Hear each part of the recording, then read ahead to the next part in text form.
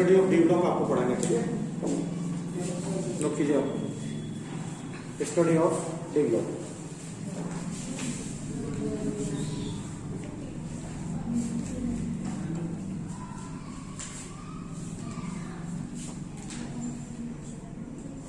ये हम लोग का पीरियडिक टेबल था।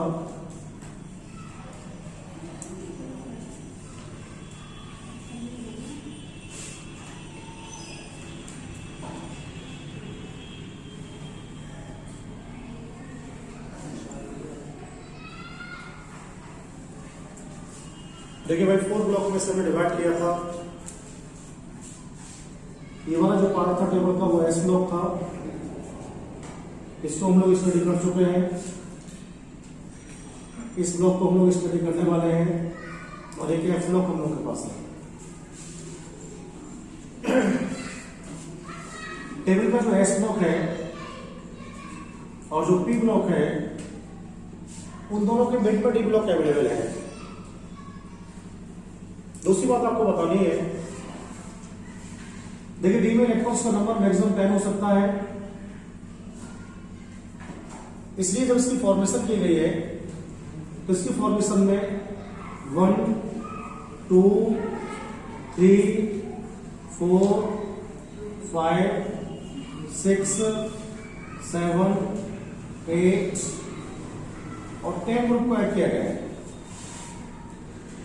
ग्रुप में यहां से 3 से लेकर 3 4 5 6 7 8 9 10 11 और 12।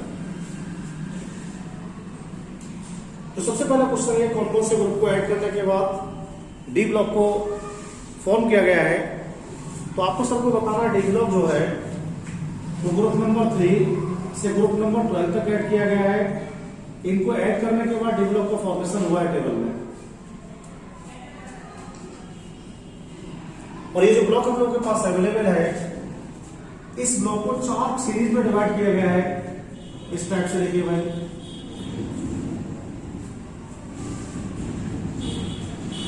इस वाले सीरीज में एलिमेंट्स का नंबर 10 है,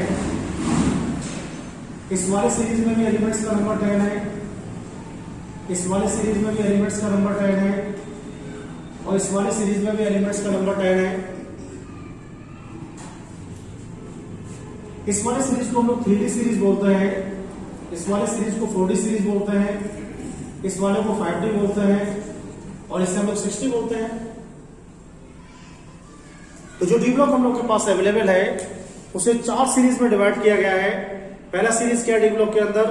पहला सीरीज है 3D सीरीज, दूसरा सीरीज हमारे पास है 4D सीरीज, और तीसरा सीरीज हमारे पास है 5D सीरीज, और फोर्थ सीरीज हमारे पास है 6D सीरीज। आपको बताना है इन सब सीरीज में 10-10 एलिमेंट्स है, 10 एलिमेंट्स है इसके अंदर। It means total numbers of elements जो हमारे पास डी ब्लॉक के अंदर है वो 40 है।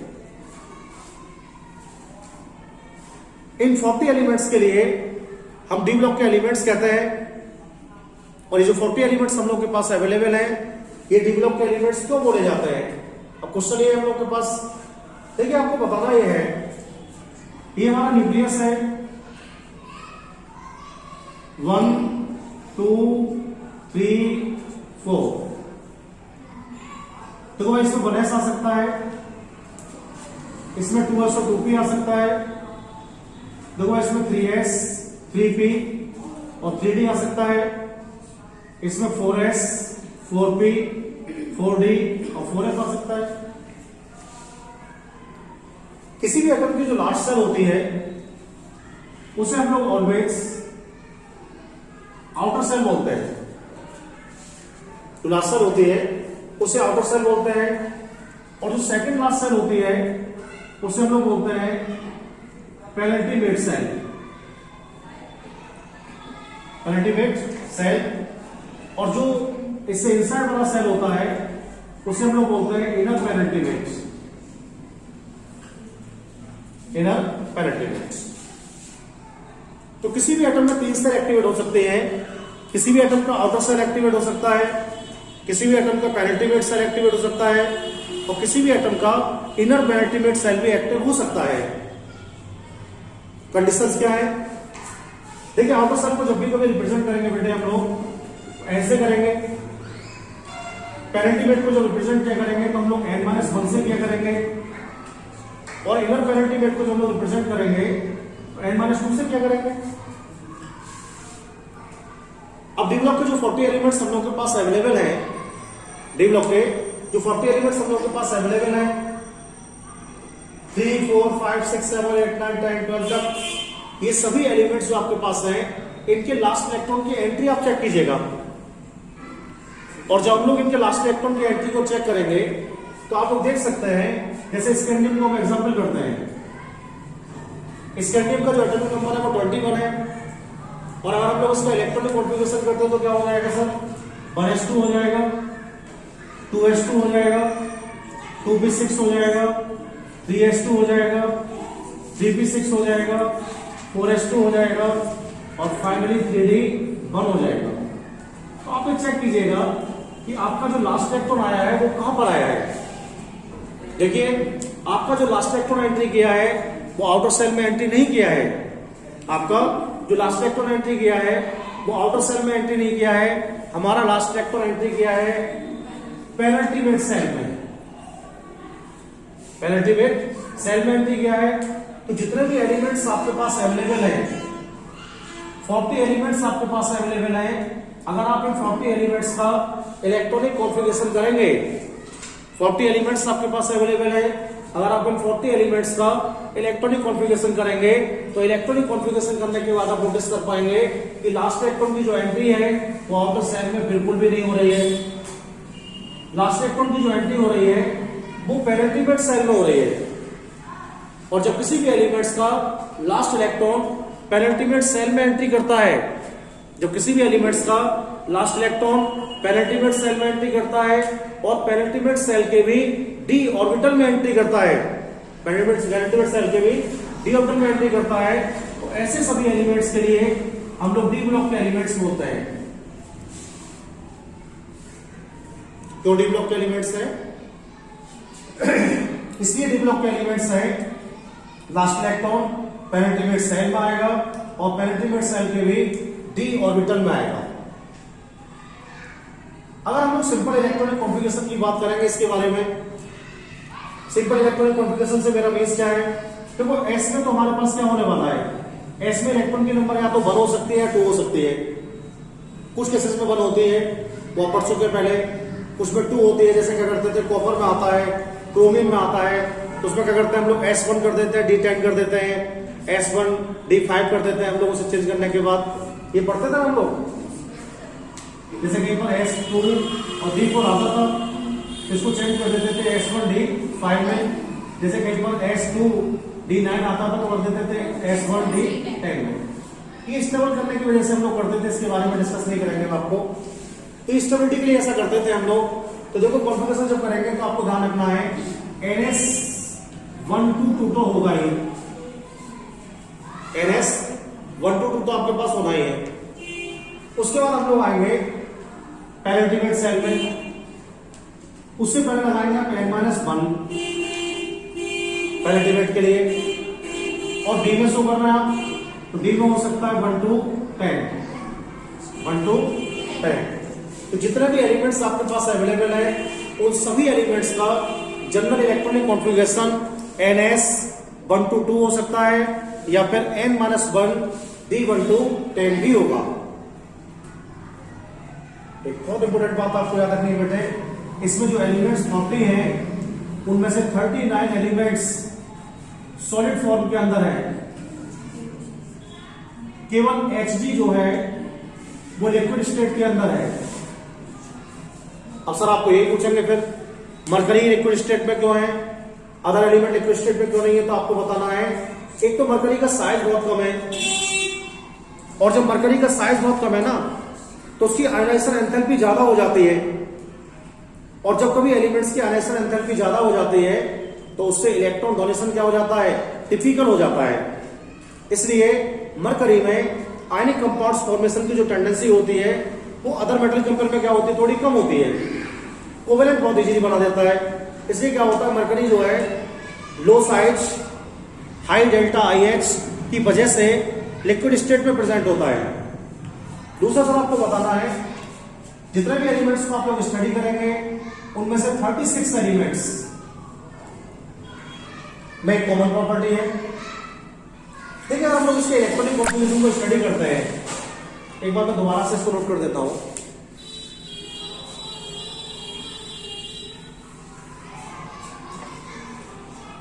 देखो भाई ये हमारा न्यूक्लियस है, 1s 2s 2p 3s 3p 3d 4s 4p 4d और 4f। 1s2 2s2 2p6 3s2 3p6 4s2 और 3d1। देखो भाई पहले सेल में हमारे पास पहले वाले सेल में 2 इलेक्ट्रॉन्स होने चाहिए स्टेबिलिटी के लिए, अभी वो आपके पास है। दूसरे वाले सेल में हमारे पास इलेक्ट्रॉन का नंबर 8 होना चाहिए, वो भी हमारे पास है। थर्ड वाले सेल में हमारे पास इलेक्ट्रॉन का नंबर 18 होना चाहिए, लेकिन ये नंबर हम लोगों के पास अवेलेबल नहीं। कितना नंबर अवेलेबल है?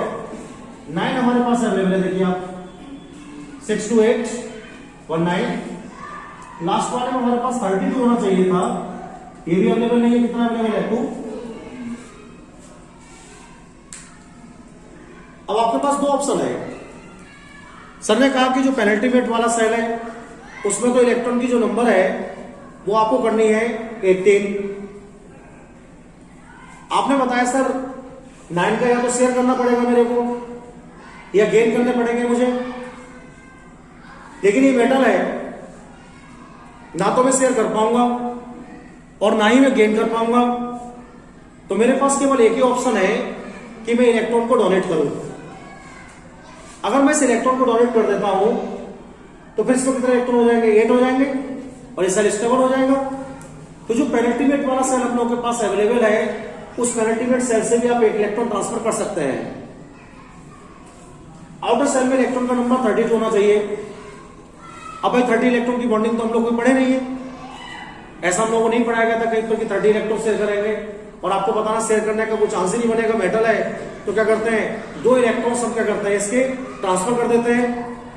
तो आपको बताना है ये जो स्कैंडियम हमारे पास है, बाकी डी ब्लॉक के जो एलिमेंट्स हमारे पास है बेटे, उनका जो आउटर सेल है वो भी एक्टिव है और जो पेनल्टीमेट सेल है वो भी एक्टिव है। और आपको बताना है जिन एलिमेंट्स के आउटर सेल और पेनल्टीमेट सेल दोनों ही एक्टिव होते हैं, यानी अगर आपको रिक्वायरमेंट पड़ती है इलेक्ट्रॉन्स की किसी प्रोसेस के अंदर, तो पहले जो आप इलेक्ट्रॉन लेंगे 4s से लिया करेंगे। देखिए लास्ट इलेक्ट्रॉन हमारा आएगा तो 3d में भाई, लेकिन जाएगा 4s से, क्योंकि बैलेंसी रूल क्या है? बैलेंसी रूल है जब भी कोई एलिमेंट्स केमिकल बॉन्डिंग में पार्टिसिपेट करता है या जब भी कोई एटम केमिकल बॉन्डिंग में पार्टिसिपेट करता है, तो केमिकल बॉन्डिंग में पार्टिसिपेट करते समय वो ऑलवेज अपने आउटर सेल से इलेक्ट्रॉन को ट्रांसफर करता है। तो आप ये मत रखें कि आपने बताया सर लास्ट वाला इलेक्ट्रॉन 3d में आया था तो हम 3d से निकालें, ऐसा नहीं करना है। आपको इलेक्ट्रॉन जब निकालनी है, इससे रिमूव करनी है, तो इलेक्ट्रॉन को रिलीज करते समय ध्यान रखना है पहले इलेक्ट्रॉन आपको 4s से निकालना है, और 4s से इलेक्ट्रॉन निकालने के बाद अगर आपको रिक्वायरमेंट और होती है तो आपके पास ऑप्शन होगा कि आप 3d से इलेक्ट्रॉन निकाल सकते हैं। तो आपको बताना है जिन एलिमेंट्स के लास्ट 2 सेल एक्टिवेट होते हैं, जिन एलिमेंट्स के लास्ट 2 सेल एक्टिवेट होते हैं, उन सभी एलिमेंट्स के लिए ट्रांजिशन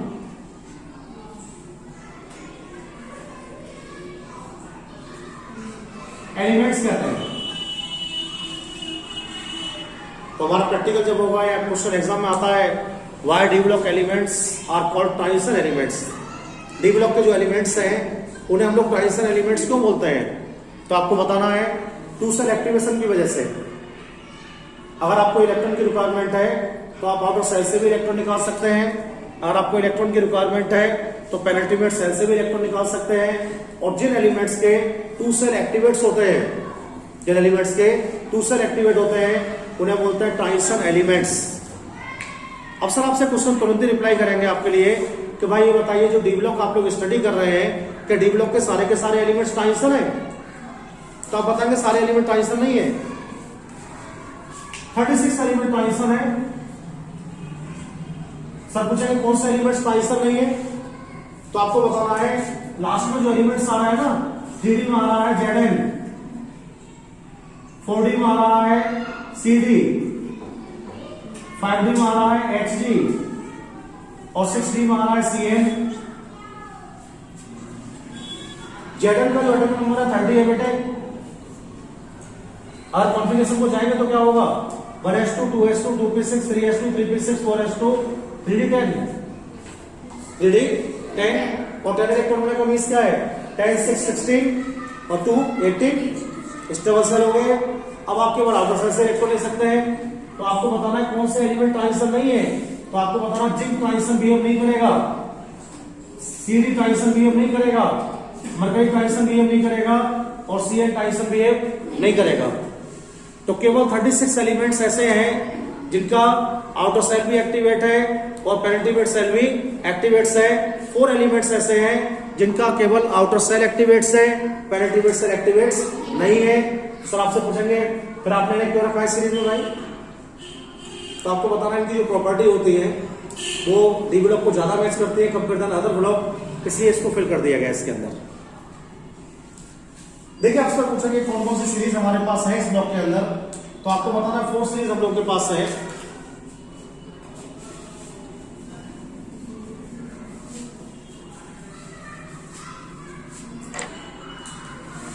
पहला 3 सीरीज, ये स्टार्ट होगा आपका Zn से ऐसी से स्टार्ट होगा ये और Zn तक है। अगला आपके पास 4D सीरीज, ये वाला आपका Y से स्टार्ट होगा इट्रियम से और ये CD 48 तक होगा, SC 21, Zn 30, Y 39, CD 48। इसके बाद 5D सीरीज है और बेटे हमारा स्टार्ट होगा LA 57 से HG 80 तक और 60 सीरीज है इसके वाला ये स्टार्ट होगा AC 89 से CN 112 तक। ये 4 सीरीज हमारे पास है। देखिए इसमें जो एलिमेंट्स हैं उन एलिमेंट्स को प्लेस किया गया है जिनकी लास्ट इलेक्ट्रॉन 3D में आएगी, जिनकी लास्ट इलेक्ट्रॉन 3D में आएगी। तो हमारे सिलेबस में क्या है, 3D सीरीज ही हमारे सिलेबस में है। ये एलिमेंट्स में आपको डिस्कस करने वाला हूं सारे अभी। देखिए दूसरा हमें बताना है इस सीरीज में उन एलिमेंट्स को प्लेस किया गया है जिनका लास्ट इलेक्ट्रॉन 4D में आएगा, इसमें उन एलिमेंट्स को प्लेस किया गया है जिनका लास्ट इलेक्ट्रॉन 5D में आएगा, इसमें उन एलिमेंट्स को प्लेस किया गया है जिनका लास्ट इलेक्ट्रॉन 6D में आएगा। समझ में आ गई मेरी बात आपको? क्या क्या क्वेश्चंस पूछेंगे सर आपसे? देखिए कम से कम 10 क्वेश्चंस में बहुत इंपोर्टेंट है। सर पूछेंगे डी ब्लॉक का फॉर्मेशन जब किया गया है तो इस फॉर्मेशन में आपने 10 ग्रुप को ही ऐड क्यों किया गया है, तो आपको बताना है सर डी में मैक्सिमम नंबर्स ऑफ इलेक्ट्रॉन 10 होता है, इस वजह से इस ग्रुप में 10 एलिमेंट्स 10 ग्रुप रखे गए हैं इस ब्लॉक के अंदर। दूसरा क्वेश्चन सर आपसे पूछेंगे कितनी सीरीज में डी ब्लॉक को डिवाइड किया गया है, तो भाई 4 सीरीज में डिवाइड किया गया है, 3D में, 4D में, 5D में और 6D में। 3D सीरीज कहां से कहां तक है, SC 21 से Zn 30 तक है, Y 39 से CD 48 तक है, LA 57 से HG 80 तक है, AC 89 से CN 112 तक है। 3D में कौन से एलिमेंट्स प्लेस हैं जिनका लास्ट इलेक्ट्रॉन 3D में आएगा, 4D में लास्ट इलेक्ट्रॉन आएगा तो 4D प्लेस हो जाएंगे। लेकिन आपको बताना है सर के लिए ये सभी एलिमेंट्स डी ब्लॉक के एलिमेंट्स हैं और आपको बताना है डी ब्लॉक के एलिमेंट्स इसलिए हैं कि इनका लास्ट इलेक्ट्रॉन जब भी कभी एंट्री करेगा पेनिट्रेट सेल के डी ऑर्बिटल में ही एंट्री करेगा। दूसरी बात आपको बतानी है sir NS1 to 2 N-1 D1 to 10 general electronic configuration होगा इनका, सब इसको फॉलो करेंगे। और आपको बताना है जितने भी डी ब्लॉक के एलिमेंट्स हम लोग पढ़ रहे हैं उनका आउटर सेल भी एक्टिव होने वाला है और पेनिट्रेट सेल भी एक्टिव होने वाला है, और जिनके 2 सेल एक्टिवेट होते हैं उन्हें बोलते हैं हम लोग ट्रांजिशन एलिमेंट्स। क्या बोलते हैं? ट्रांजिशन एलिमेंट्स हम लोग बोलते हैं। सर आपको पूछेंगे कितने एलिमेंट्स ट्रांजिशन फॉर्म में है, तो आपको बताना 36 है। 4 एलिमेंट्स ट्रांजिशन फॉर्म में अवेलेबल नहीं है। कौन कौन से नहीं है? ZN, CD, HG और CH, क्योंकि इनका जो पेनिट्रेट सेल होता है वो स्टेबल फॉर्म में होता है। कैसा होता है? स्टेबल फॉर्म में होता है। भाई जो 40 एलिमेंट्स हमारे पास हैं, उन 40 एलिमेंट्स की फिजिकल स्टेट के बारे में क्या इंफॉर्मेशन है आपके पास? तो आपको बताना है 39 तो सॉलिड फॉर्म के अंदर प्रेजेंट है, 39 तो सॉलिड फॉर्म के अंदर प्रेजेंट है, और बाकी 1 किस में है? लिक्विड में है। सर तुरंत क्वेश्चन मार्क कर देंगे आपके लिए, why mercury is present in liquid state. तो आपको सिर्फ ये बताना ही नहीं, कुछ नहीं बोलना सर से, सिर्फ 2 बातें कहनी है सर। स्मॉल साइज की वजह से ऐसा हो रहा है, और साइज स्मॉल है तो आयनाइजेशन एंथैल्पी क्या होगी? हाई होने वाली है। अगर आयनाइजेशन एंथैल्पी हाई है तो इलेक्ट्रॉन को डोनेट करने में प्रॉब्लम हो रही है, यानी आयनिक कंपाउंड की फॉर्मेशन पॉसिबिलिटी क्या है? बहुत कम हो रही है। कोवेलेंट कंपाउंड की फॉर्मेशन पॉसिबिलिटी क्या है? ज्यादा है। इस वजह से मरकरी लिक्विड स्टेट में प्रेजेंट हो सकता है। बताइए फिर बात थोड़ा बहुत आगे बढ़े, कुछ पूछना था? ठीक, तुम लास्ट टाइम भी पढ़ चुके लेवल में सारा।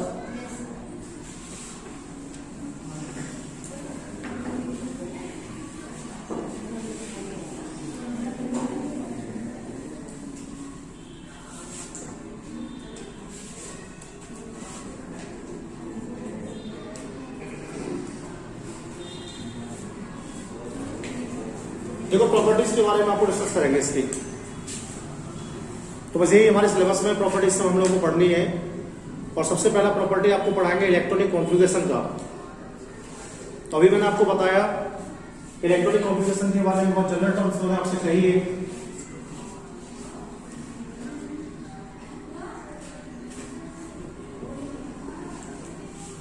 जैसे स्केटिंग हमारे पास है 21, टाइटेनियम हमारे पास है 22, वैलेडियम 23, क्रोमियम 24, Mn25 हमारे पास है। इसके बाद हमारे पास है Fe26 और CO27, Ni28, Cu29 और Zn30। ये एलिमेंट्स हमारे पास है। हमारा जो एनसीईआरटी का बुक है उसमें 3D सीरीज का स्टडी है, और बाकी इसका स्टडी जो 4D सीरीज 5D सीरीज है वो हम लोग बीएससी में नाम करते हैं। इसको हम नोट करेंगे तो ये हो जाएगा आपका 1s2 से स्टार्ट करेंगे फाइनली, और ये हो जाएगा 4s2 और 3d1। इसको हम लोग स्टार्ट करते हैं तो 1s2 से करने वाले हैं, 4s2 और 3d2। इसको हम लोग स्टार्ट करेंगे तो 1s2 से स्टार्ट करेंगे, 4s2 और 3d3। इसको अगर हम लोग स्टार्ट करेंगे तो टेक्निकल प्रॉब्लम आ गई, 4s1 और 3d5। समझिए आप, स्टेबिलिटी की वजह से ऐसा किया है। इसको हम लोग करते हैं तो 1s2 से करने वाले हैं, 4s2 और 3d5। इसको हम लोग नोट करते हैं तो हो जाएगा 1s2 से स्टार्ट करेंगे, 4s2 और 3d6। 1s2 से स्टार्ट करेंगे, 4s2 और 3d7। 1s2 से स्टार्ट करेंगे, 4s2 और 3d8। 1s2 से स्टार्ट करेंगे बेटे से 4s2 और 3d1 और 10। और इसे हम लोग 1s2 से स्टार्ट करेंगे, 4s2 और 3d10। अगर हमारे पास डी ऑर्बिटल्स में इलेक्ट्रॉन 5 पेयर्ड है, या हमारे पास सभी इलेक्ट्रॉन पेयर्ड है डी के अंदर, तो ऐसी जो इलेक्ट्रॉनिक कॉन्फ़िगरेशन है उसे स्टेबल इलेक्ट्रॉनिक कॉन्फ़िगरेशन कहते हैं। नोट कीजिएगा आप देखिए इस बात को ऐसे, ये हमारे पास 1 2 3 5 है, 1 2 3 4 5 सारे इलेक्ट्रॉन अनपेयर्ड है। अगर डी में सारे इलेक्ट्रॉन अनपेयर्ड है तो वो स्टेबल इलेक्ट्रॉनिक कॉन्फ़िगरेशन है। यहां पर देखिएगा आप लोग, इस वाले डी में सारे इलेक्ट्रॉन पेयर्ड है भाई, और जब सारे इलेक्ट्रॉन पेयर्ड है तो कैसा हो जाएगा? ये भी स्टेबल हो जाएगा। इस वजह से यहां पर 4s बंद करना पड़ा है, और यहां पर भी हम लोगों को 4s बंद करना पड़ा है। बाकी सभी एलिमेंट्स जनरल कॉन्फ़िगरेशन को टोटली फॉलो कर रहे हैं, कोई प्रॉब्लम किसी के अंदर नहीं आ रही है। बात समझ में आ गया आपको? देखिए दूसरा प्रॉपर्टी क्या है,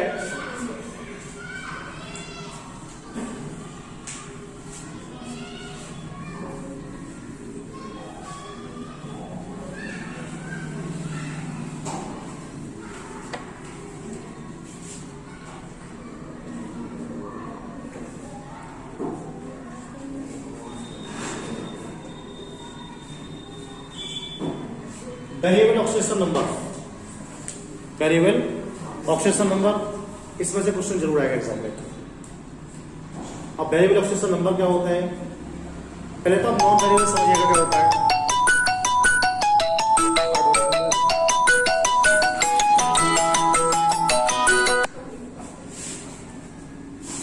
देखो नॉन वेरिएबल क्या होता है, जैसे एरे है हमारे पास 281। देखो भाई केवल एक इलेक्ट्रॉन दे सकता है आउटर सेल से, इसलिए जो इसका ऑक्सीडेशन नंबर है वो ऑलवेज +1 होता है। ये एमजी हमारे पास है 282 और ये 2 इलेक्ट्रॉन डोनेट करेगा तो इसका जो ऑक्सीडेशन स्टेट है +2 हो जाएगा। अगर कोई एलिमेंट केवल एक ही ऑक्सीडेशन नंबर को शो करता है तो वो उसका स्टेबल ऑक्सीडेशन नंबर होता है। अगर कोई एलिमेंट्स एक ही ऑक्सीडेशन नंबर को शो करता है तो उसका स्टेबल ऑक्सीडेशन नंबर होता है। कोई भी एलिमेंट्स जैसे एस ब्लॉक के एलिमेंट्स होते हैं, पी ब्लॉक के एलिमेंट्स होते हैं, एस ब्लॉक के और पी ब्लॉक के एलिमेंट्स में कॉमन प्रॉपर्टी क्या होती है कि वो अपने आउटर सेल से इलेक्ट्रॉन ट्रांसफर कर सकते हैं भाई, इसलिए वो स्टेबल ऑक्सीडेशन स्टेट को शो करते हैं।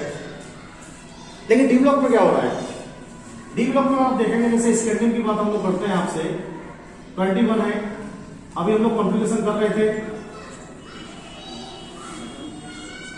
तो 1s2 2s2 2p6 3s2 3p6 4s2 और 3d1।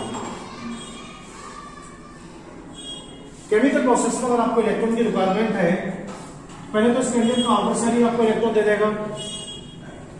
अगर आपने स्केलियम के आउटर सेल से इलेक्ट्रॉन लिया है तो ऐसी कंडीशन में इसका जो ऑक्सीडेशन नंबर है वो +2 हो जाएगा। इसका जो ऑक्सीडेशन नंबर है वो +2 हो जाएगा। अगर आपने डी से भी इलेक्ट्रॉन ट्रांसफर कर दिया तो ऐसी कंडीशन में इसका जो ऑक्सीडेशन स्टेट है कितना हो जाएगा, +3 हो जाएगा। अब समझे आपसे पूछा भाई कि ये लिखा हुआ है ScCl2 और ScCl3, इन दोनों में कौन सा फॉर्मूला ठीक है, दोनों ही ठीक है, क्योंकि स्कैंडियम की जो ऑक्सीडेशन स्टेट है वो क्या होती है, +2 भी होती है और +3 भी होती है, तो दोनों ठीक है ना। तो इसलिए क्या है कि दोनों फॉर्मूला ही ठीक है सर। तो वेरिएबल क्या होता है, अगर कोई एलिमेंट्स एक से अधिक ऑक्सीडेशन नंबर को शो करता है, अगर कोई एलिमेंट्स एक से अधिक ऑक्सीडेशन नंबर को शो करता है तो उसे हम लोग बोलते हैं variable oxidation number. D block के एलिमेंट्स में ये प्रॉपर्टी एकदम सुपर्ब होती है। देखिए सीरीज में केवल Zn को छोड़ के, Zn तो वेरिएबल नहीं होने वाला है, बाकी जो 9 एलिमेंट्स बचे हुए हैं उन सब एलिमेंट्स के अंदर वेरिएबल प्रॉपर्टी को शो करने का टेंडेंसी है। क्यों शो कर सकते हैं आप समझ गए, डी ब्लॉक के एलिमेंट्स इसलिए वेरिएबल होते हैं कि वो अपने आउटर सेल से भी इलेक्ट्रॉन को ट्रांसफर कर सकते हैं और पेनिट्रेट सेल से भी इलेक्ट्रॉन को ट्रांसफर कर सकते हैं। अब सर तुरंत ये क्वेश्चन आपको रिप्लाई करेंगे, भाई बताइए कि जो 3D सीरीज आप लोग स्टडी कर रहे हैं, इस 3D सीरीज में कौन सा एलिमेंट सबसे ज्यादा वेरिएबल है, बताओ। 3D सीरीज में कौन सा एलिमेंट सबसे ज्यादा वेरिएबल है,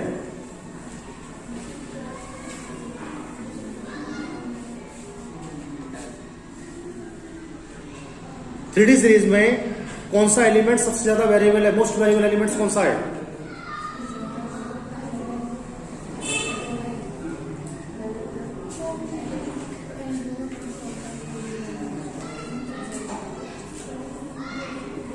ऑप्शन लू, Mn या फिर Fe, Mn या Fe। देखो भाई Mn हमारे पास है 25, कॉन्फ़िगरेशन को जाएंगे तो 4s2 हो जाएगा और 3d5। देखो भाई 2 इलेक्ट्रॉन तो यहां से डोनेट करेगा तो +2 हो जाएगी और यहां से एक आएगा तो कितनी हो जाएगी, +3 +4 +5 +6 और +7।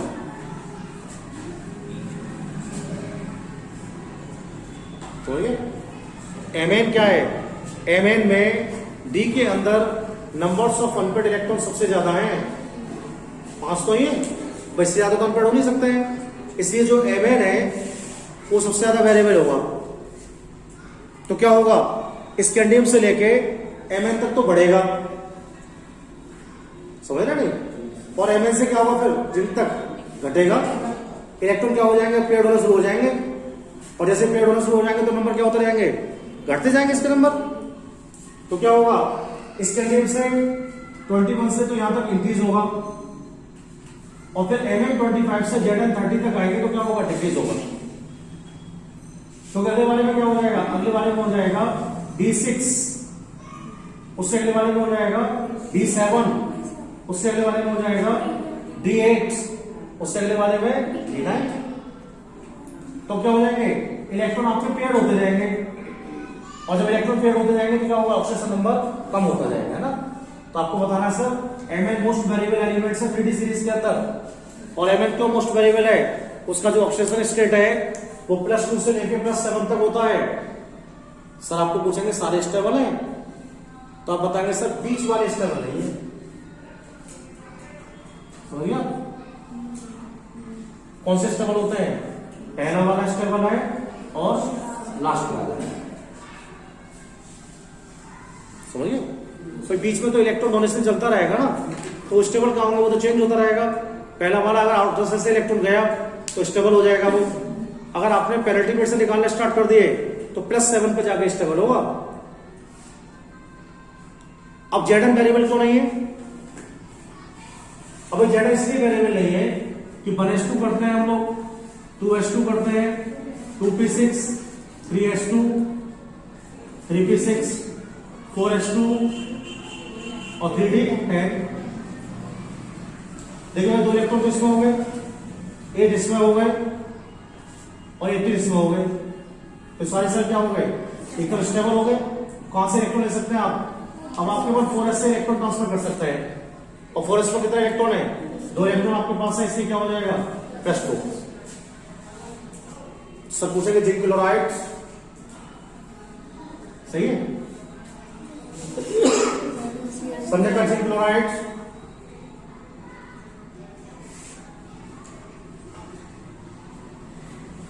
गलत है, क्या सही है, ZnCl2 ही सही है। बात समझ में आ गई आपको, ये कंफर्म हुआ। तो डी ब्लॉक के एलिमेंट्स क्यों वेरिएबल हैं, क्योंकि वो अपने आउटर और पेनिट्रेट दोनों से इलेक्ट्रॉन को ट्रांसफर कर सकते हैं। सबसे कम वेरिएबल कौन सा है, Zn है, सबसे अधिक वेरिएबल कौन सा है, Mn है। किसी भी एलिमेंट्स का या किसी भी एटम का जो वेरिएबल ऑक्सीडेशन स्टेट होता है वो डिपेंड करता है इस बात के ऊपर कि उसके पास कितने अनपेड इलेक्ट्रॉन अवेलेबल हैं, ठीक है भाई। इससे मत करो,